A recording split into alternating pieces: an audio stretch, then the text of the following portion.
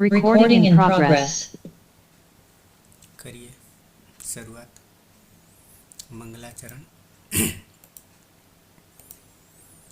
અષ્ટાધ્યાયી જગન્માતા યસ્ય ચિત્તાत् સમુત્થિતા વેદાનામ ઉપકારાય તસ્મૈ પાણિનયે નમઃ. નમસ્કાર, આપ સર્વેનું સ્વાગત છે. આપણે શરૂઆત કરી હતી વર્ણ માતૃકાથી અને છેલ્લે છેક લકારના પ્રત્યયો તરફ આવી ગયા છીએ. એની પહેલાં જે કંઈ જોઈ ગયા છીએ આપણે અહીંયા જે જોડાયેલા છે એમાંથી 3 નવા દેખાય છે, બાકી બધા જૂના છે. તો સૌથી પહેલાં તો આપણે વર્ણમાતૃકા અને એ વર્ણમાતૃકા પ્રમાણે અને માહેશ્વર સૂત્ર પ્રમાણે, માહેશ્વર સૂત્ર પ્રમાણે આપણા માટે બિલકુલ જે નવા છે એમના માટે, એમાંથી આપણે 14 માહેશ્વર સૂત્રોમાં વર્ણમાતૃકા જ છે, પણ મેથડ પદ્ધતિ અલગ છે. અને એ જ પદ્ધતિથી, એ જ મેથડથી આપણે સમગ્ર અષ્ટાધ્યાયીને પાર પાડવાના છીએ.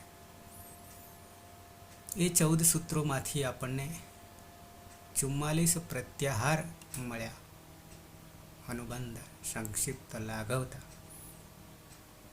42 કે 44 બે વાર્તિકે આપ્યા છે.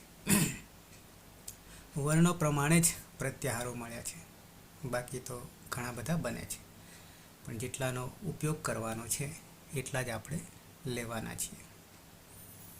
તો ત્યાં આપણને એક મોટું બ્રહ્માસ્ત્ર આદિરંત્યન સહેતા 71 સૂત્રથી આમ 52 પ્રત્યાહારો બની રહ્યા છે. એમાંથી 44 ને બીજા તંગ, ટિંગ, 45, 46 સુધી તો પહોંચી ગયેલા છીએ. કુલ 52 છે. એ પછી એવા બીજા 2 સૂત્રો છે. એક છે જે તિંગ બને છે, 3, 4, 78.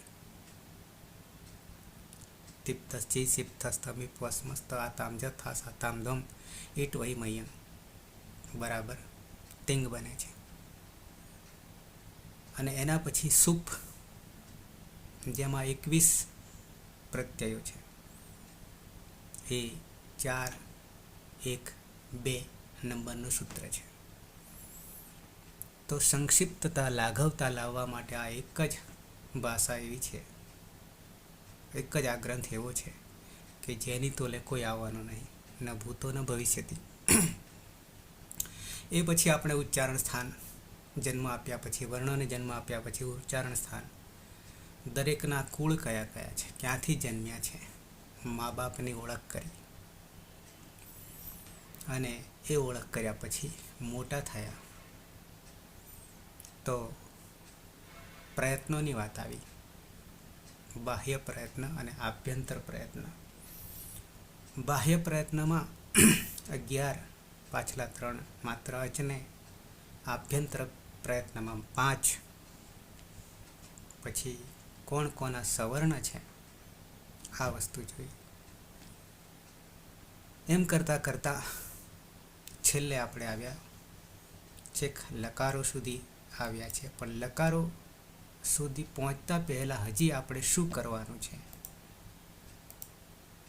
જેના વગર ચાલશે જ નહીં.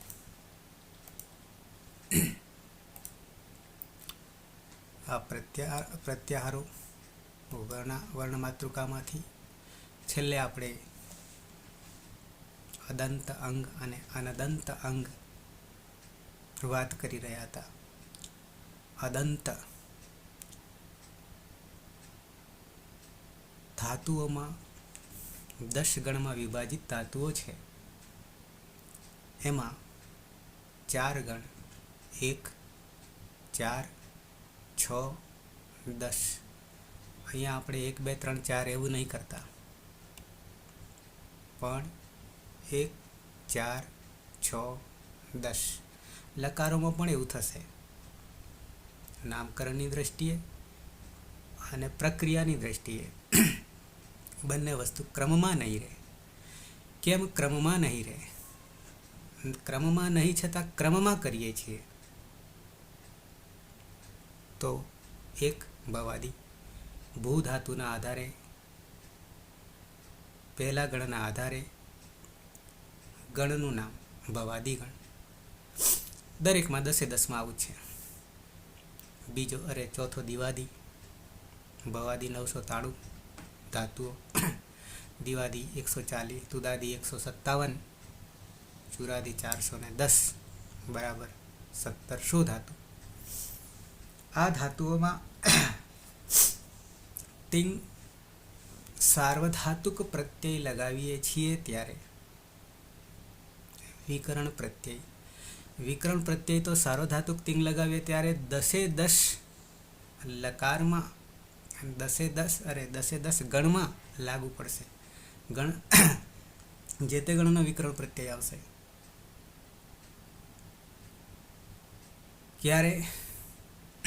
4 લકારનો પ્રયોગ કરીએ ત્યારે, 4 લકારમાં તિંગ પ્રત્યયોનો પ્રયોગ કરીએ ત્યારે.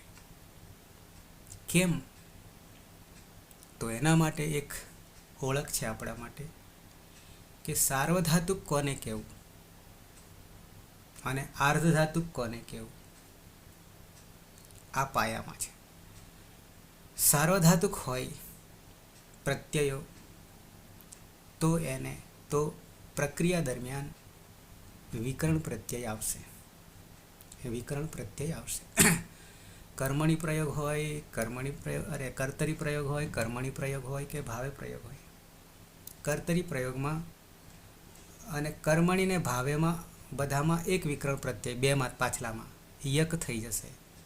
અને કર્તરીમાં જુદા જુદા ગણ પ્રમાણે વિકરણ પ્રત્યય લાગશે. એવા 21 વિકરણ પ્રત્યયો આવશે. તો પહેલાં તો સાર્વધાતુક આવી ગયું છે, ખાલી યાદ કરાવી દઉં છું, સૂત્ર સાથે યાદ કરાવી દઈશ. સાર્વધાતુક કોને કહેવું અને આર્ધધાતુક કોને કહેવું, તો એની વ્યાખ્યા આપનારું સૂત્ર છે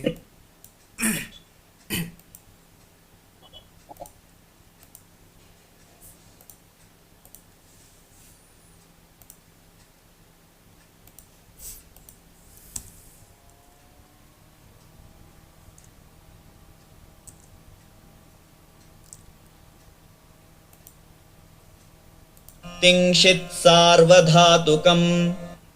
तिंशित् सार्वधातुकम्. ઓકે. તિંગ આપણને ખબર છે. તિંગ કે પછી આજ આપણે કરવાનું છે આજીવન. તિંગ પ્રત્યયો યાની 9 દુ 18 પ્રત્યયો, 9 પરસ્મય પદના, 9 આત્મને પદના. આદિરંત્યના સહેતા સૂત્રથી લાઘવતા કરી તિંગ કરી દીધું. એક પ્રત્યાર બનાવી દો. સિત. સિત તાલવ્ય સ છે. તાલવ્ય સકારની ઈત સંજ્ઞા થાય તો સિત કહીશું. કોને? પ્રત્યયોને. પ્રત્યયોમાં પ્રત્યયો અષ્ટાધ્યાયમાં 3જો અધ્યાય, 4થો અધ્યાય અને 5મો અધ્યાય, એમાં માત્ર પ્રત્યયો જ છે, પ્રાણ છે. તો અહીંયા તિંગ પણ પ્રત્યય છે. સિત એટલે સની ઈત સંજ્ઞા થાય એવા પ્રત્યયો. સની ઈત સંજ્ઞા 2 રીતે થશે. જો અંતે હોય, પ્રત્યયની વાત કરું છું, અંતે હોય તો હલંત્યમ સૂત્ર લાગશે ઈતકરણમાં. આગળ હોય તો લશકવ તદ્ધિતે લાગશે. પણ ગમે તે રીતે સની ઈત સંજ્ઞા થતી હોય તો એને સિત. કની હોય તો કિત, મની હોય તો મિત. વગેરે વગેરે. તો એ સાર્વધાતુક પ્રત્યયો કોને કહીશું? તો કે તિંગ સિત સાર્વધાતુકમ.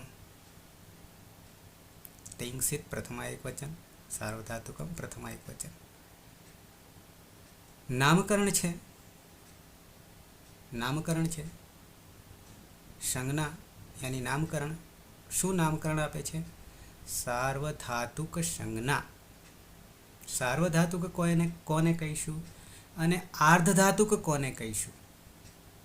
આર્ધધાતુક આના પછી નેક્સ્ટ તરત જ નું હશે, જોઈ લઈશું. પહેલાં સાર્વધાતુક એ પણ સ્પષ્ટ છે. કેટલા આટલા અહીંયા નીચે આવશે. તો તિંગની ખબર પડી ગઈ, શીતની ખબર પડી ગઈ,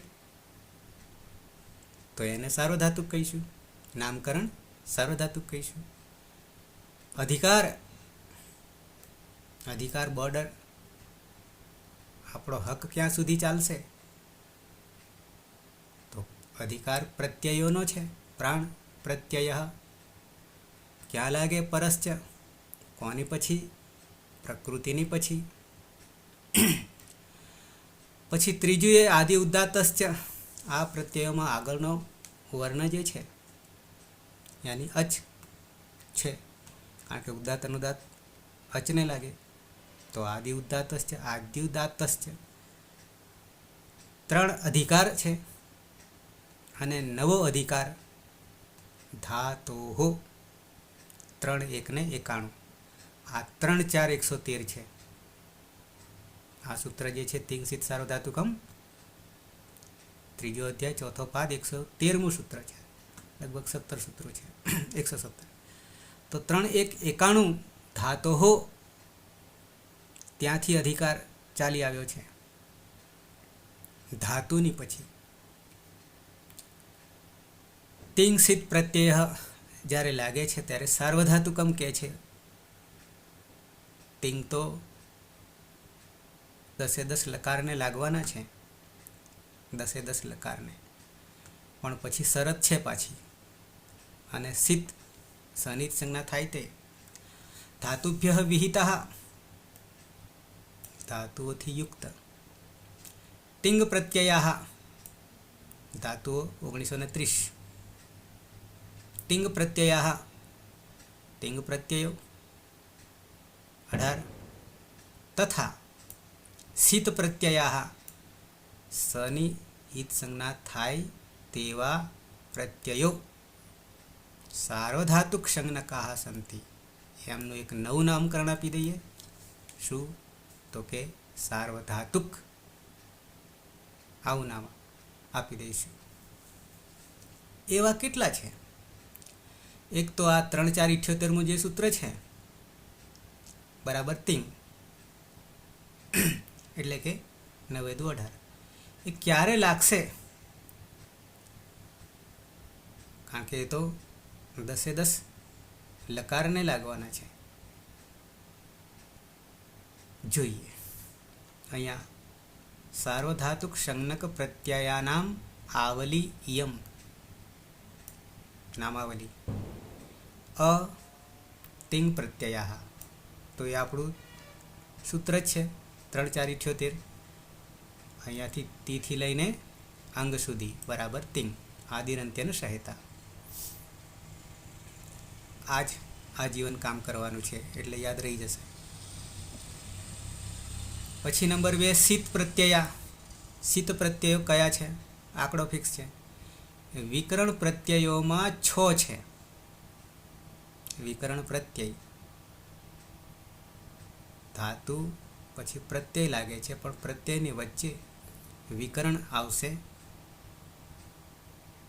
ક્યારે વિકરણ આવશે એની પણ સ્પષ્ટતા છે. તો આટલા 6 આ વિકરણ પ્રત્યયો છે. સપ, સ્યન, સ્નુ, સ, સ્નમ અને સ્ના. બધામાં તાલવ્ય સ છે અને એની સંજ્ઞા થાય છે એટલે શીત કહેવાશે. સ આગળ છે, બધામાં મોટા ભાગે આગળ છે. તો લશકવથી જ ઈત સંજ્ઞા થશે. દરેકમાં તાલવ્ય સ છે. પાછળ જેમ કે પ છે તો એનું નામકરણ પિત્ત થઈ જશે. પાછું હજી બીજું નામકરણ આવશે આગળ, કહું છું ધીમે ધીમે. શ્યનમાં ય છે, શ્નુ, સ, શ્નમ, આ બધામાં ઈતકરણ થતાં ટૂંકમાં અત્યારે વિકરણ પ્રત્યયોમાં સનિત સંજ્ઞા થાય તે સિદ્ધ. કૃત પ્રત્યયો જે છે, કૃદંત પ્રત્યયો 124 છે. એ 124માં 9 પ્રત્યયો એવા છે કે જેમાં સનિત સંજ્ઞા થાય છે, 9. અને 115માં સ આવતો જ નથી, ઈત સંજ્ઞા થતી જ નથી. સ ન આવે તો પછી ઈત સંજ્ઞા ક્યાંથી થાય? ટૂંકમાં સનિત સંજ્ઞા નહીં થાય એવા 115 અને 9 124 થશે. તો શત્રુ સાનજ, સાનન, ચાનસ, ખસ, સ, એસ, સધ્યય, સધ્યય બધામાં સ સ તાલવ્ય સ દેખાશે. એને બધાની ઈત સંજ્ઞા થશે. તો એ પણ સિદ્ધ છે. તો આ થયા 9, ઉપર થયા 6, એની ઉપર થયા 18. બરાબર. એતાદૃશમ આહત્ય, આ બધા થઈને 33 પ્રત્યયા સાર્વધાતુક સંજ્ઞકાઃ સંતિ. શું નામકરણ કર્યું? આટલા 33 પ્રત્યયો સાર્વધાતુક સંજ્ઞક તરીકે ઓળખાશે. સંતિ છે.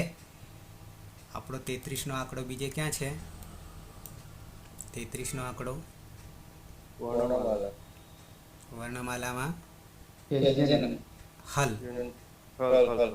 બરાબર છે. શોર્ટકટમાં હલ. બરાબર 33. સાથે બીજો 33 ક્યાં આપણને મળ્યો? સાર્વધાતુક પ્રત્યયો. સાર્વધાતુક પ્રત્યયો કયા કયા છે?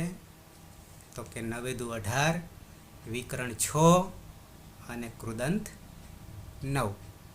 33 થાય છે ને? સરવાળો કરી લેજો.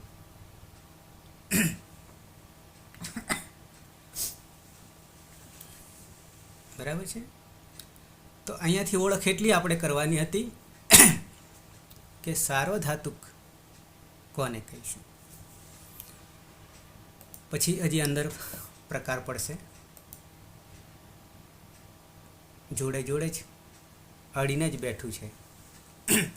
અને શેષ શબ્દ મોટા ભાગે પ્રખ્યાત વાપરે છે. એના પછીનું બચે, બાકીનો રહે, એને શેષ કહે છે. તો અર્ધધાતુકમ શેષ.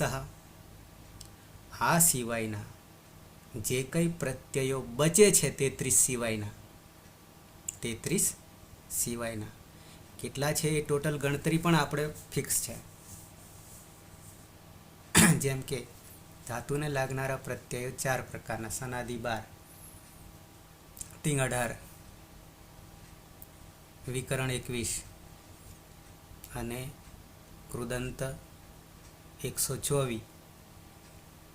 આંકડા બતાવું તો એવી રીતે પ્રાતિપદિકને લાગનારા પણ 4. એમાં સનાદિ કોમન છે, બધા નહીં લાગતા, પણ સનાદિ 12. પછી સુપ 21, સુપ 21, તદ્ધિત 286 અને સ્ત્રી 10. આટલા પ્રત્યયો છે. હવે કે છે જે 33 હતા ને, મેં તમને આ ગણતરી કરી બતાવી, સંખ્યા બતાવી, એમાંથી માત્ર 33 એ સાર્વધાતુક છે. બાકીના અર્ધધાતુકમ શેષ. પણ ધાતુનો અધિકાર છે, અધિકાર ધાતોહો છે, એટલે ધાતુને લાગનારા પ્રત્યયો.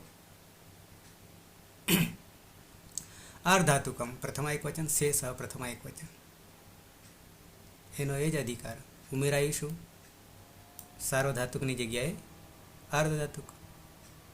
આ અર્ધધાતુકનો તબક્કો જે છે એ આપણે બીજા તબક્કામાં જોઈશું. પહેલા તબક્કામાં સાર્વધાતુક જોઈશું. તો આ નામકરણનું સૂત્ર છે, અર્ધધાતુક સંજ્ઞા. તિંગ પ્રત્યયમ વિહાય એમ કહ્યું છે અહીંયા, પણ આપણે મર્યાદા બાંધીશું, કારણ કે ઉપર ખોટું પડે પછી. તિંગ પ્રત્યયમ વિહાય, અને એના પર આગળ નામ શું કહ્યું? ધાતુભ્ય વિહિતા તિંગ પ્રત્યયા કહ્યું, અને અહીંયા શું કહ્યું? તિંગ પ્રત્યયમ વિહાય, શીત પ્રત્યયમ વિહાય ચ ધાતુભ્ય વિહિતા, વિહિતા પાછું અહીંયા આવી ગયું. અન્ય પ્રત્યયા આર્ધાતુક સંજ્ઞકા ભવંતિ. શું કહેવું છે અહીંયા? પહેલી વાર વાંચે એને તો હરખું હરખું જ લાગે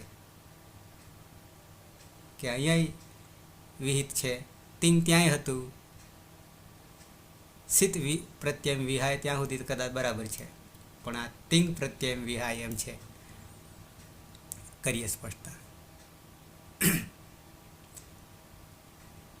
ધાતો વિહિતા પ્રત્યય ધાતુથી યુક્ત પ્રત્યય સાર્વધાતુક તથા અર્ધાતુક એતાદૃશા વિભાજિતા સંત વિભાજન કર્યું છે પ્રત્યયોનું. કેવું વિભાજન કર્યું? તો કે સાર્વધાતુક પ્રત્યય અને અર્ધધાતુક પ્રત્યય. સાર્વધાતુક તો આપણે ગણતરી 33ની કરી લીધી. અર્ધધાતુકમાં નામકરણ કરીને છોડી દઈશું. એતેષુ તિંગસિત સાર્વધાતુકમ એ જોઈ ગયા. ઇતિ અને એના સાર્વધાતુક સંજ્ઞા વિધીયતે, સાર્વધાતુક સંજ્ઞા કરી. યેષામ પ્રત્યયનામ ઇયમ સંજ્ઞા ન ભવતી, એટલે કે અર્ધાતુકની. તે સર્વે અસ્મિન સૂત્રે શેષ, એટલે બાકીના જે બચ્યા ઇતિ અને ગૃહ્યંતે. હવે એમાં તો તિંગ પ્રત્યય પાછું અહીંયા છે છોડીને, પણ પાછા આમાંય કામ કરવાના છે. કેવી રીતે કામ કરવાના છે એ ખાલી કઈ જગ્યાએ છે એ તમને પછી બતાવું છું. એતેષામ સર્વેષામ અર્ધાતુક સંજ્ઞા ભવતી, તો એમાં તિંગને છોડીને એમ કે છે, પણ એવું નથી, એ આગળ બતાવું છું. યથા તક તવતુ લ્યુટ ઉણીચ આદય, એટલું કહી દીધું છે, કારણ કે એની સંખ્યા તો ઘણી બધી છે, મોટી સંખ્યા છે. જ્ઞાતવ્યમ, જાણવું જોઈએ.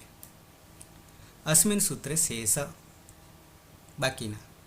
ઇતિ અને કેવલમ ધાતો વિહિતા પ્રત્યય, ધાતુથી યુક્ત પ્રત્યયો એવ ગૃહ્યંતે ગ્રહણ કરવાના છે. યતઃ એતत् સૂત્રમ ધાત્વધિકારે અસ્તિ, પ્રાતિપદિકને નહીં લાગુ પડે, માત્ર ધાતુના અનુસંધાનમાં જ છે. બરાબર. આ શિરલિંગ લકાર હશે વિષય લિંગાશીસી, અત્યારે નહીં એને ચર્ચા કરીએ. ઓકે, અહીંયા આટલું છે. પણ આર્ધાતુકમાં તિંગસિત સાર્વધાતુકમાં આર્ધાતુક પછી ક્યાં તિંગ સાર્વધાતુક પણ કહેવાશે અને તિંગ આર્ધધાતુક પણ કહેવાશે, પણ શીત એવું નહીં કહેવાય. શીત માત્ર સાર્વધાતુક જ કહેવાશે, પણ તિંગ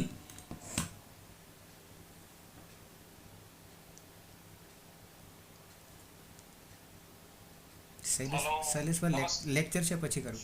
હા પછી વાત કરું.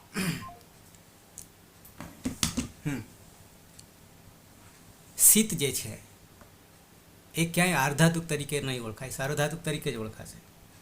પણ તિંગ જે છે એ સાર્વધાતુક પણ રહેશે અને આર્ધધાતુક પણ રહેશે. ક્યારે રહેશે? બરાબર છે, અહીંયા સ્પષ્ટતા નથી કરી, પણ 4 લકારને લાગશે. હજી લકાર મારે ગણાવવાના છે, નામકરણ કરવાનું છે, અને પછી 4 લકાર લેવાના છે.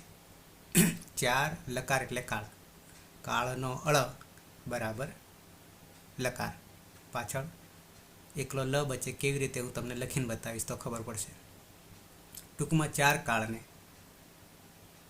કારણ કે આ તિંગ જે છે ધાતુને તો લાગે છે, પણ પ્રક્રિયા કઈ છે? કાળની પ્રક્રિયા બતાવવાની છે, સમયની પ્રક્રિયા બતાવવાની છે.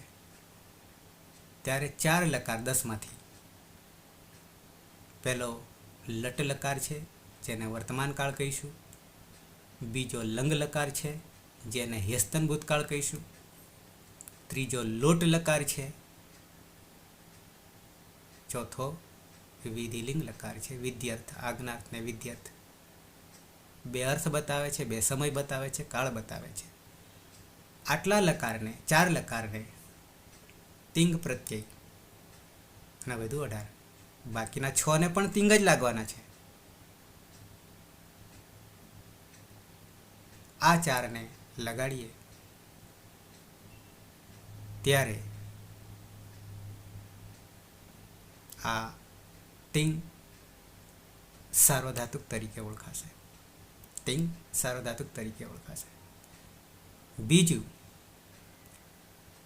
ગણ તો આપણે 1930 લઈશું ચારેય કાળમાં. તો એક બીજી શરત અહીંયા આવીને બેસે છે કે જ્યારે તિંગ સાર્વધાતુક પ્રત્યય ચાર લકાર તો તિંગ સાર્વધાતુક થઈ જશે. ત્યારે વિકરણ પ્રત્યય જે તે ગણનો, એટલે કે 10 ગણ છે, ભવાદી, અદાદી, દિવાદી વગેરે, જુવત્યાદિ, તો એના વિકરણ પ્રત્યય લાગશે, વચ્ચે આવીને બેસશે. અર્ધધાતુકમાં 6 લકાર પ્રક્રિયા કરીશું ત્યારે વિકરણ પ્રત્યય નહીં લાગે. કોઈ પણ ગણનો વિકરણ પ્રત્યય નહીં લાગે. અને વિકરણ પ્રત્યયની જરૂર ના પડે ત્યારે 10 ગણનું વિભાજન જે છે એ વિભાજનની જરૂર નથી. પછી વિભાજન એક જ ગણમાં થઈ જશે. કોઈ નામકરણ નહીં, કારણ કે આ તો 10 છે, પણ બધા એક જ ગ્રુપમાં આવી જશે. ભાગલા કેમ પાડ્યા? સાર્વધાતુક તિંગ પ્રત્યય લગાવવા માટે અને 4 લકાર પૂરતા. બાકીના 6 લકારનો પ્રયોગ કરીશું આ બધા જ ધાતુને, ત્યારે વિકરણ નહીં લાગે. આટલો ફેર પડશે તિંગ માટે. તિંગ માટે હવે આ જ તિંગ પ્રત્યયો સાર્વધાતુક કુલ આપણે સાર્વધાતુકની સંજ્ઞા આપીએ તો 33 થયા. 9 દુ 18, 6 વિકરણ, 9 કૃદંત, કૃત પ્રત્યય, આટલા 33 સાર્વધાતુક કહીશું.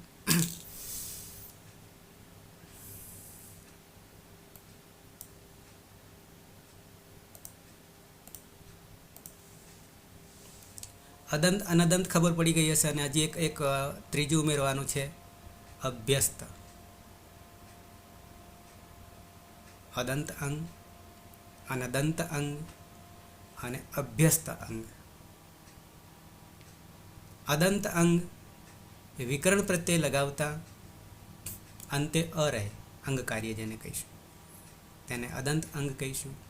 અનદંતમાં અ નહીં રહે, આ જેની ગણ છે સ્વાદિ, તનાદિ વગેરે 6, તો ત્યાં અંતે અ નહીં રહેવાનો, અ સિવાય કોઈ હશે એને અનદંત કહીશું. અને અનદંતનો જ એક ભાગ છે અભ્યસ્ત અંગ છે. તો પ્રત્યયો પણ તિંગ પ્રત્યયો લકાર પ્રમાણે 3 વિભાજન થશે. ચોથું પ્રકરણ આખું ધાતુપાઠ છે. એના પછી તમને મેં 5મો પાઠ પંચ ઉપાંગ કાર્યમાં નામકરણ, પ્રત્યય આદેશ, વિકરણ, ધાત્વાદેશ, અતિદેશ અને દ્વિત્વાભ્યાસ કાર્ય, આ 5 છે. ઉપાંગ કાર્ય ઉપઅંગ છે. એમાં વિકરણ ક્યાંથી ક્યાં સુધી છે આપણે તો એક જ જોઈશું અત્યારે. એટલા જરૂર પડે એટલા જોઈશું, જેમ જેમ આવે તેમ, કારણ કે બધા કંઈ યાદ નહીં રહેવાના એકસાથે. લહ કર્મણી ચ ભાવે ચ કર્મ કે વ્યહ જે છે, લકાર લહ કર્મણી, ભાવે અને અકર્મ કે વ્યહ 3 પ્રયોગ આપણે છે. કર્તરી, કર્મણીને ભાવે. કર્તા અર્થમાં, કર્મ અર્થમાં, ભાવે અર્થમાં. એમાંથી કર્તા અર્થમાં લઈએ તો જ વિકરણ આવશે. કર્મણી ભાવેમાં આવશે તિંગ પ્રત્યય સાર્વધાતુકમાં, પણ યક લાગશે બધામાં, બાકીનામાં ગણ પ્રમાણે લાગશે. સાર્વધાતુક કે યક એ જ્યારે આવે ત્યારે લઈશું આપણે. પછી આ જે તે ગણના વિકરણ પ્રત્યયો છે એને પણ આપણે નહીં લઈશું, આવશે ત્યારે લઈશું. પણ આ બધાનું એક કોમન છે, કર્તરી શબ્દ છે. હાર્યું 3 1 68, 3 1 68, કર્તરી સપ. કર્તરાર્થક સાર્વધાતુક પ્રત્યય પરમાં હોય. કર્તરી પ્રયોગમાં સાર્વધાતુક પ્રત્યય. સાર્વધાતુક કોને કહેવાય હવે તમને ખબર પડી ગઈ. 33 છે તે. એ બધામાં જનરલી પહેલાં જનરલી કહેશે સપ વિકરણ પ્રત્યય લાગશે. સપમાં ઈતકરણ થશે એટલે એકલો અ બચશે. જેમ એક ઉદાહરણ આપ્યું છે ભૂ ધાતુ છે પહેલો ગણતરીની એટલે ભૂ પહેલો લીધો, બાકી પ્રક્રિયામાં દીર્ઘ ઉકારાંતમાં આવશે. પછી લકારનો પ્રત્યય તો તીપનો તી છે, પણ સાર્વધાતુક હોવાના કારણે વિકરણ પ્રત્યય બેસશે. તો જેનો જે 10 ગણ છે એમાં કોઈ વિકરણ પ્રત્યય નહીં બતાવ્યો હોય તો સીધું કર્તરી પ્રયોગમાં સપ વિકરણ લાગે. પણ જ્યાં સ્પષ્ટતા કરી હોય કે આ ગણમાં તો સપ નહીં જ લાગે, ત્યાં એ સિવાય કોઈ લાગશે. શ્યન છે, સ છે, સ્નુ છે, સ્ના છે, આગળ આપણે 6 જોયા ને એ. તો જ્યાં કોઈ આવો ઉલ્લેખ નહીં કર્યો હોય ત્યાં સપ જ લગાવીશું અને પાછળથી સપમાં પણ અ જ રહેશે. હજી અહીંયા વિભાજન થશે. જેમ કે પનિત સંજ્ઞા થાય તો એ પિત્ત કહેવાશે, અને પિત્ત કહીશું તો પાછા 2 વિભાજન આવશે. અને સાથે શીત પણ છે. શીત હોવાને કારણે જ સાર્વધાતુક છે. સપમાં સનિત સંજ્ઞા થતી હોવાને કારણે જ શીત છે. સાથે સાથે પિત્ત પણ છે. અને જે પનિત સંજ્ઞા નહીં થાય એનું બીજું નામકરણ લખી લો અપિત્ત. પિત્ત અને અપિત્ત.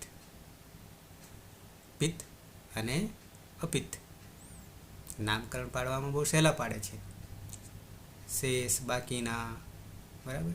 તો અહીંયા પનિત સંજ્ઞા થાય તો પિત્ત, સનિત સંજ્ઞા થાય તો શીત. આ શીત પણ છે. શીતના કારણે સાર્વધાતુક છે અને પિત્તના કારણે આગળ એક કાર્ય થવાનું છે ઈગંત અંગમાં. ગુણ અને વૃદ્ધિ જ્યાં જ્યાં જરૂર પડે એ થશે. એ પિત્તના કારણે થશે. અચ્છા, તો પિત્તમાં પણ પાછા 2 ભાગલા પડશે. હલાદી પિત્ત અને અજાદી પિત્ત. એ જે પ્રત્યય બચે છે એમાં આદિમાં હલ છે કે આદિમાં અચ છે. જો અચ હોય તો અજાદી પિત્ત અને હલ હોય તો હલાદી પિત્ત. એ પણ ફિક્સ આંકડા છે. એવી જ રીતે અપિત્ત જે છે એ અપિત્તમાં પણ 2 ભાગલા. અપિત્તમાં પણ અજાદી અપિત્ત અને હલાદી અપિત્ત. તો પિત્ત અપિત્ત એમાં 2 અજાદીન હલાદી. અપિત્તમાં પણ 2 અજાદી હલાદી. અને આ અજાદી હલાદીથી પણ પરિવર્તન આવશે. આ બધું શરૂઆત પાયાની વસ્તુ છે, નાની નાની બાબતો છે.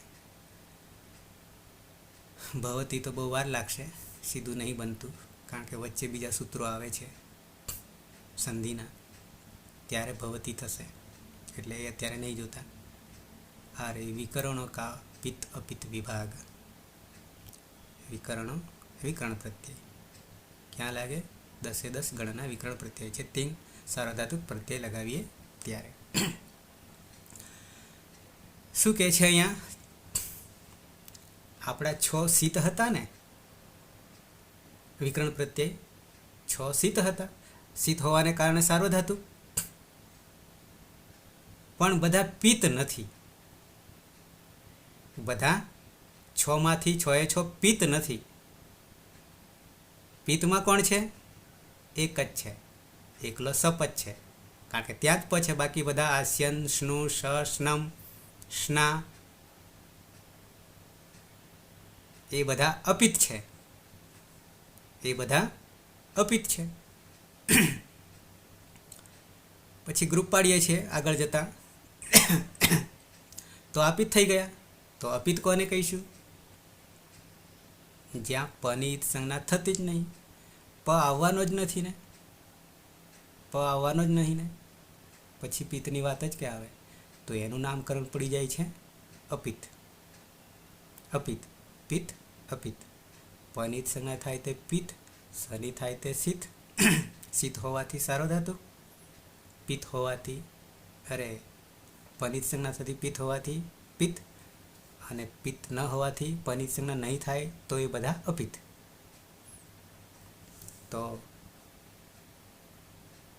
સપને છોડીને 6 માંથી 5 વિકરણ પ્રત્યય એ કેવા છે? અપિત્ત સાર્વધાતુક છે. શીત હોવાને કારણે સાર્વધાતુક છે, પણ પાછળ એમાં વિભાજન થયું પિત્ત અપિત્તનું. તો બાકીના સપ સિવાયના બાકીના બધા અપિત્ત છે, કારણ કે પ આવતો જ નહીં. અપિત્ત સાર્વધાતુક છે. અને અપિત્ત સાર્વધાતુકમાં પણ પાછા 2 ભાગલા પડશે, અજાદી હલાદી. અપિત્ત પિત્તમાં પણ 2 ભાગલા પડશે, અજાદી હલાદી પિત્ત.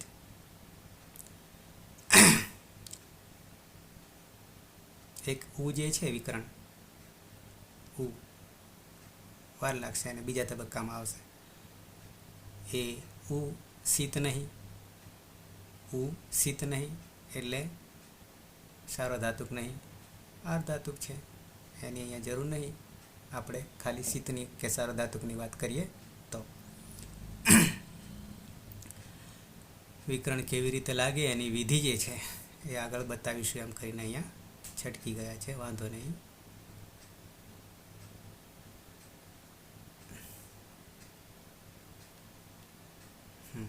હવે અહીંયા સહેજ શું ધ્યાનમાં રાખવા જેવું છે, જ્યારે ધાતુને જે પ્રત્યયો લાગે છે કર્તરાર્થક એટલે કર્તરી પ્રયોગના અર્થમાં સાર્વધાતુક, જેને આપણે તિંગ પ્રત્યય સાર્વધાતુક કહીએ છીએ 4 લકારને, તો તે ગણનો વિકરણ જોડવો પડશે. પછી કર્તરી પ્રયોગ, કર્મણી પ્રયોગ અને ભાવ પ્રયોગ, કર્તરી સિવાયના પ્રયોગો હોય અને સાર્વધાતુક જ હોય પ્રત્યય, તો ત્યાં યક વિકરણ લાગશે, યક લાગશે, ક જતો રહેશે. પછી આર્ધધાતુક જે છે, તો આર્ધધાતુક માટે અહીંયા સ્પષ્ટતા કરી છે, કોઈ વિકરણને લાવવાની જરૂર નથી. ત્યાં બીજું આવશે તો ખરું, ઈડાગમ વગેરે આવશે. તો આ ધ્યાન રાખવું પડશે, આવી જશે ધ્યાનમાં. કારણ કે પહેલાં આપણે પહેલું ગ્રુપ નક્કી કરશું, સાર્વધાતુકને લઈશું, પછી આર્ધધાતુકને લઈશું. બીજું ઉપાંગ પ્રત્યય આદેશ, પ્રત્યયોનો આદેશ. જેમ કે નીચે લકારો છે 4, લટ લોટ લંગ ને વિધિલિંગ. તો આ બધાના માટે કોમન તો તિંગ જ પ્રત્યય છે 10 માટે. પણ એમાંથી 10 લકારને, જેમ કે ટીપ પહેલો છે, પ્રથમ પુરુષ એક વચન ટીપ છે, તો 10 લકારને ઉપદેશ અવસ્થામાં તો ટીપ જ રહેશે 10ને. પણ જે તે સમયે જેમ કે લટ છે કે લોટ છે કે લંગ છે કે વિધિલિંગ છે કે 10 છે, ત્યારે એ ટીપ જે તે સમયે પોતાનું રૂપ બદલી કાઢશે. જેમ કે આપણે ક્યાંય જઈએ, કેવો પ્રસંગ છે સામે, તો તે પ્રમાણે કપડાં પહેરવા પડે, સમય પ્રમાણે જેને કહીએ. લગ્ન હોય તો તે પ્રમાણેના કપડાં, બીજું કંઈ હોય તો તે પ્રમાણે. તેમ આ સમય પ્રમાણે ટીપ પોતાનું રૂપ, કપડાં જુદા બદલશે. તો એને પ્રત્યયોનો આદેશ થશે. એ પર આદેશ એટલે હટાવીને બેસશે.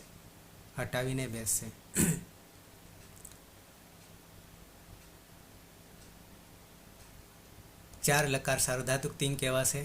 હવે નામકરણ તમને કરતા પહેલા સહેજ અહીંયા જોઈ લઈએ. લસ્ય 3-4-77, લસ્યનો અર્થ થાય છે લકાર. આ એકલો લ હલંત છે ને, લ હલંત, એ લ હલંતનું રૂપ બનાવ્યું છે લસ્ય. કેમ બનાવ્યું છે લસ્ય? અને એ લસ્યમાંય લકારના આમ અર્થ તો એવો જ થશે કે લકારના આટલો અર્થ થશે, લકારના આવો. હવે તમને આ સૂત્ર આવ્યું તો નામકરણ કેવી રીતે પડ્યા અને આપણે કેવી રીતે ચાલવાના છે એ તમને બતાવી દઉં.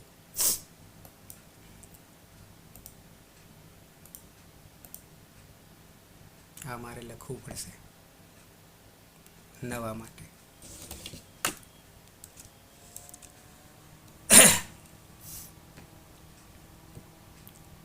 હતો શબ્દ લસ્ય સૂત્ર જ હતું.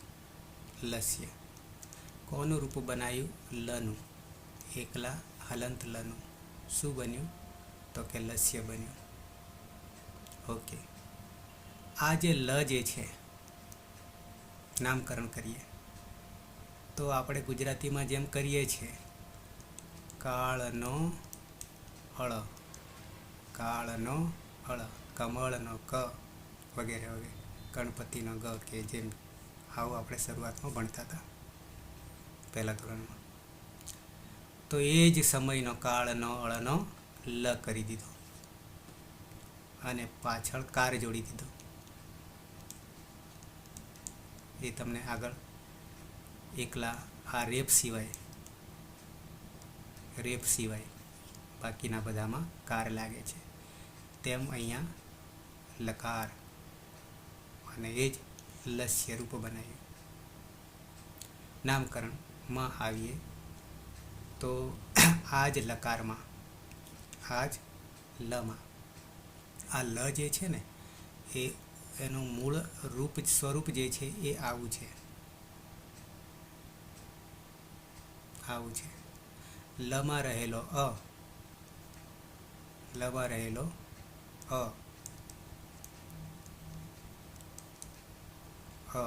એ આવો છે. અને આવો અ હોવાને કારણે આ મૂળ અવસ્થાની વાત કરું છું. ઉપદેશે અજનુનાસિક ઈથી જ સંજ્ઞા થઈ ગઈ અને લ હલંત બચ્યો. 10 કેવી રીતે એ તમને બતાવી રહ્યો છું. પહેલાં 10 નામકરણ કરી દઈએ. કાળના નામકરણ, લકારના નામકરણ. તો મહેશ્વર સૂત્રો તમને મેં આપ્યા એને પાછા યાદ કરીએ. પહેલું સૂત્ર અ, ઈ, ઉ અને પછી અણ, આને ગણતરીમાં નહીં લઈએ. પછી રૂ, લુક આને ગણતરીમાં નહીં લઈએ. રૂલુક, પછી એ, ઓ અને હંગ. આટલે સુધી આવીશું, કદાચ પાછળ નહીં જઈએ. 3 સૂત્રો એ ઓ, અયુન, રૂલુક, એ ઓ અંગ. હવે મેં તમને લકાર જે કહ્યો કાળનો અળ, એ લકારની પાછળ 2 વર્ણો યાની હલ જોડવાના છે. એક છે આ જે લ છે, આમ તો હલન છે. કેવી રીતે હલન? આમ ઉપદેશ અવસ્થામાં તો મેં તમને આવો બનાવ્યો હતો, પછી હલન થઈ ગયો છે. તો ઉપદેશ અવસ્થામાં જ લખીએ તો આ લ જે છે એની પાછળ ટ હલંત અને અંગ હલંત, આ 2 વર્ણો લગાડવાના છે. અને એમની એ પાછી ઈદ સંજ્ઞા થઈ જશે. હું કરી બતાવું છું તમને. પણ નામકરણમાં સૌથી પહેલાં લકારના નામો 10માંથી 10 નામ પાડીએ છીએ તો પહેલાં 2 વિભાજન થશે. ટની ઈદ સંજ્ઞા થાય તે ટીત લકારો, અંગની ઈદ સંજ્ઞા થાય તે ગીત લકારો. નામકરણ આપું છું, નવું આવશે. તો ટની ઈદ સંજ્ઞા થાય તે ટીત લકારો અને આ અંગની ઈદ સંજ્ઞા હલંત્યમથી જ થશે તો એને ગીત લકારો કહીશું. બે ગ્રુપ પડશે. ટીત લકારો 10 જે લકાર થશે ને એમાં ટીત લકારો અને ગીત કેવી રીતે હું ધીમે ધીમે તમને બતાવતો જાઉં છું. તો આ લકારની પાછળ જેમ કે ટ લાગશે અને અંગ લાગશે. કેટલાક લકારોમાં ટ લાગશે, એવા 6 છે લકાર, અને બાકીના 4માં અંગ લાગશે. નામકરણમાં એ જ લમાં પાછળ ટ લગાડીશું, પાછળ અંગ લગાડીશું દરેકમાં એટલે 6માં ને 4માં. આ અ જે છે અ એને આપણે અકારાદિક્રમમાં લઈએ તો એક લ, પેલો હલંત લ હતો ને એને આપણે માહેશ્વર સૂત્રનો અ લઈ લઈએ પહેલો, એટલે લમાં અ નાખી દીધો અને પાછળ ટ. નામકરણ શું થઈ ગયું? આ લ આવો છે, આ લ આવો છે, દરેકમાં 10 લ આવો છે, પાછળ ટ લગાડી દો. એવી જ રીતે પાછો એ જ અ અને પાછળ અંગ લગાડી દઈએ, ટ અને અંગ. તો લટ લકાર અને લંગ લકાર. 10 એકલો લકાર જ બચશે. કેવી રીતે? તો એ સેજ આ ટની ઈત સંજ્ઞા થઈ ગઈ હલંત્યમ સૂત્રથી, અંગની ઈત સંજ્ઞા થઈ ગઈ હલંત્યમ સૂત્રથી. લમાં રહેલો અ નાકવાળો છે, અનુનાસિક છે, ઉપદેશે અનુનાસિક હિત. તો રહ્યું કોણ? હલંત લ. એવી રીતે અહીંયા પણ રહ્યું કોણ? હલંત લ. તો આ કાળનો અળ 10 હરખું જ થઈ ગયું 10. તો જે લસ્ય સૂત્ર આવ્યું, આ જ લનું રૂપ આવ્યું લસ્ય. તો લકારના, તો લકાર કેટલા? 10 યા 12 એમ કે છે. શું થશે એમનું? પહેલાં તો નામકરણ કરી દઈએ. નામકરણ કરતા અકારાદિક્રમમાં એટલે આપણે માહેશ્વર સૂત્રના અર્થમાં જઈએ તો એક પહેલો અ કરીએ તો લટ થઈ ગયું. પછી નંબર 2 અ પછી કયું આવ્યું હતું? એ લમાં નાખતા જઈએ. વર્ણ કયો આવ્યો તો માહેશ્વર સૂત્રમાં? અ પછી પહેલું સૂત્ર, માહેશ્વર સૂત્રનું પહેલું અતીત. માહેશ્વર સૂત્રમાં પહેલું સૂત્ર 14માનું, એમાં પહેલો અ પછી બીજો ઈ છે. તો આપણે લમાં ઈ નાખી દઈએ, પાછળ ટ કરી દઈએ તો લીટ નામકરણ થઈ ગયું.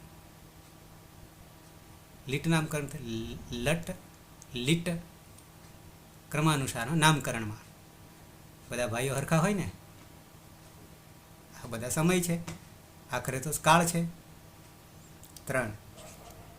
પછી કોણ આવ્યું? ત્રીજો વર્ણ અચ ઉ આવ્યો. તો શું કરીએ? લૂંટ કરીએ.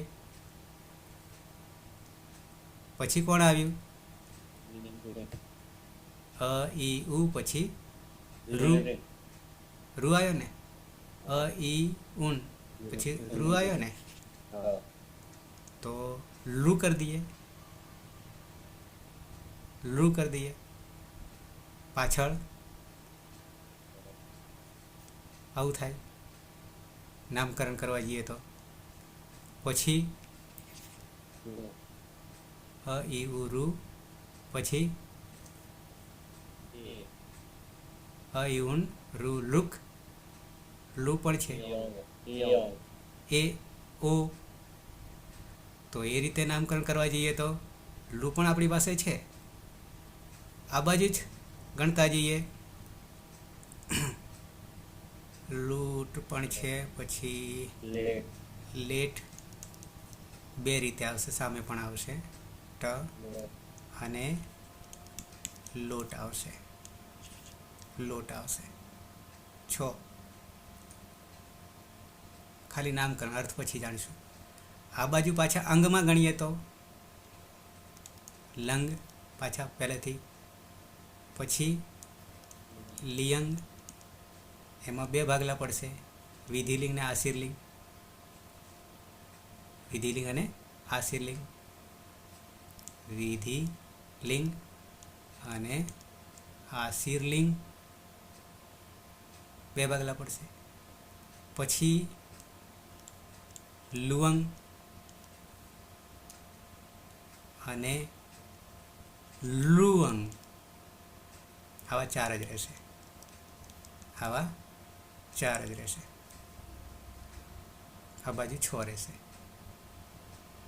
એમાંથી આપણે પહેલા તબક્કામાં લટ વર્તમાનકાળ, લીટ પરોક્ષ છે, અને લંગ આ બાજુથી યસ્તન ભૂતકાળ ગઈકાલ, લંગ 2 થયા. પછી ત્રીજા નંબરે લોટ જતા રહેશું. લોટ, લેટ પણ આવશે પણ એ વૈદિક છે, એ વૈદિક છે. સીપને સાથે સીપના અભાવમાં આવા ભાગલા છે પણ એ અત્યારે નહીં લઈએ, વૈદિક છે. તો ત્રીજા નંબરે લોટ અને ચોથા નંબરે આ લિંગ જે છે, લિંગ જે છે એમાંથી વિધિલિંગ લઈશું, વિધિલિંગ લઈશું. આ 4 લકારનો પહેલો તબક્કો. એવી જ રીતે અદંત અંગ ગણમાં જતા રહીએ તો 1, 4, 6, 10 એ અદંત અંગ છે, અદંત અંગ છે, જેમાં 1700 ધાતુઓ છે. અને અનદંતમાં 230 ધાતુઓ છે, બરાબર 1930 થશે. તો પહેલો તબક્કો આપણો આ છે, બીજો તબક્કો 230નો આવશે. ત્રીજો અભ્યસ્ત પણ છે, એ અનદંતનો જ એક ભાગ છે, જ્યાં દ્વિત્વ અભ્યાસ થશે, ધાતુ બેવડાશે.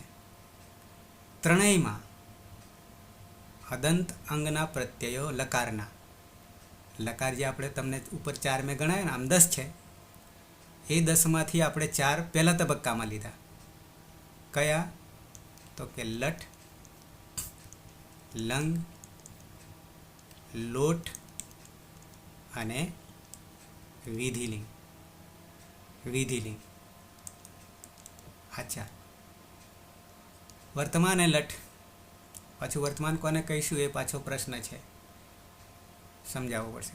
લંગ યસ્તન ભૂતકાળ ગઈકાલ 24 કલાક, લોટ આજ્ઞાર્થ ને વિદ્યર્થ.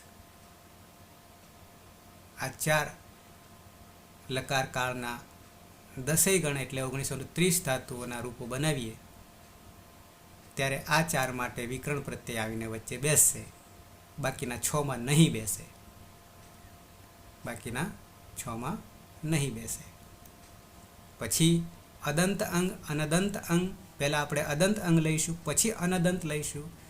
વચ્ચે અભ્યસ્ત પણ એક આવે છે, વિશેષ ધાતુઓમાં આવે છે, તો વચ્ચે કૂદી પડશું પાછા અભ્યસ્ત અંગમાં, દ્વિત્વ અભ્યાસ કાર્યમાં. એ આખું એક પ્રકરણ જુદું છે. તો આટલું કર્યા પછી સમય થવા આવ્યો છે, પણ હવે મૂળ વસ્તુ પર આપણું સૂત્ર જે છે 3, 4, 78મું સૂત્ર છે. સહેજ બતાવી દઉં, દર્શન કરાવી દઉં, કારણ કે એમાં જ આપણે પછી આગળ જવાનું છે. 3, 4, 78. તિપ્તશ્ચિસિપ્તસ્થમિવસ્મસ્તાતાંજથા સાથાન્ધ્વમિડ્વહિ મહિં. ઉપર જે બોલી રહ્યા છે અઘરું કામ છે, બોલવાનું કામ અઘરું છે, બરાબર. પણ એને એક એક પ્રત્યયને આપણે ઓળખીશું. કેવી રીતે? જેમ કે આ તીપ છે, તસ છે અને જી, 3. પછી સિપ થસ થ 3, મીપ વસમસ 3. આ 10 લકારને કોમન છે, કોમન છે. તથી માંડીને તંગ થઈ જશે એ આત્માને પદને લાગશે. શરૂઆતના 9 પરસ્મય પદને લાગશે. પ્રત્યયો બરાબર છે. આ ઉપદેશ અવસ્થામાં છે. તો શું કરવાનું? પહેલાં હિતકરણ કરવાનું. અને હિતકરણ કરવા માટે આપણા આગલું હિતકરણ પ્રકરણમાં તમને મેં 10 બધા થઈને મુખ્ય 7 સૂત્રો ઉપદેશે અજનુનાસિક હિતથી લઈને તસ્ય લોપ સુધીના સૂત્રો છે એ બરાબર કરી લેશો તો અહીંયા હિતકરણ કરતાં આપણને ફાવશે. તો આપણને ગેટ પાસ મળશે, દરવાજો ખુલશે. બરાબર છે. તો અહીંયા ટીપ ધારો કે છે પરસ્મય પદ શરૂઆતના 9, પ્રથમ પુરુષ એકવચન, પ્રથમ પુરુષ દ્વિવચન તસ, પછી હું લખીને બતાવીશ પ્રથમ પુરુષ બહુવચન જી. એવી રીતે વિભાજન કરીશું. અહીંયા સમય થયો છે એટલે આપણે અહીંયાથી જ અટકીશું. કોઈને પ્રશ્ન હોય તો કરી શકે છે.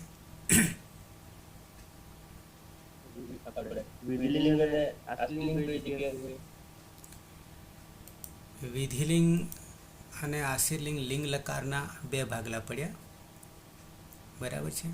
અર્થની દ્રષ્ટિએ ખાસ ફેર નહીં પડે. આશીર્વાદ અને વિદ્યર્થ આજ્ઞા, 2માં 6 બીજા હજી આવશે શબ્દો, સૂત્ર જોઈશું ત્યારે. પણ એમાં વિધિલિંગ વિદ્યર્થ જે છે, આશીર્લિંગમાં આશીર્વાદ છે, વિદ્યર્થમાં આજ્ઞા છે.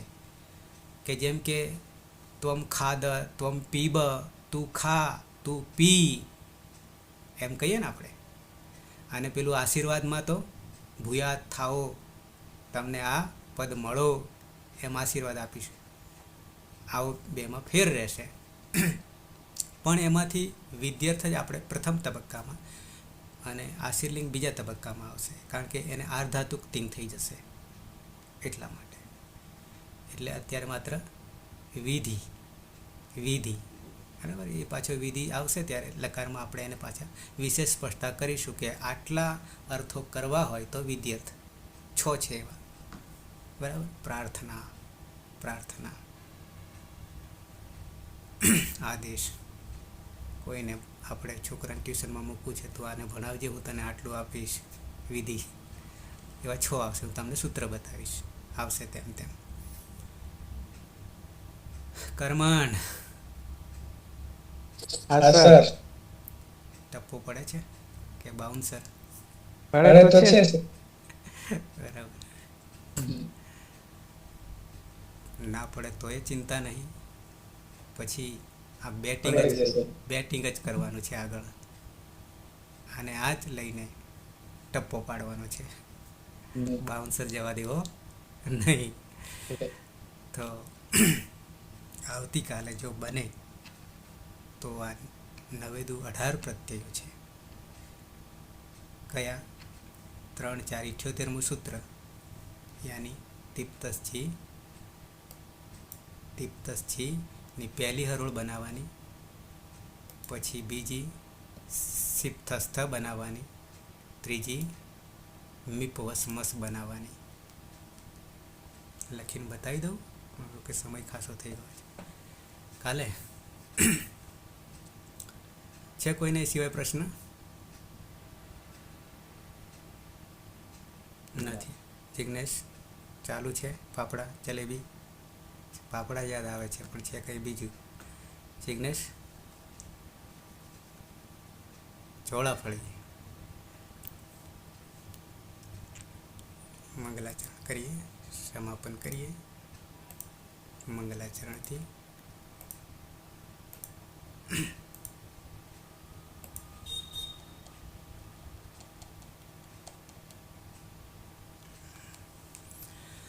સદાશિવ સમારંભામ તથા પાણિનિ મધ્યમામ અસ્મદાચાર્ય પર્યંતામ વંદે ગુરુ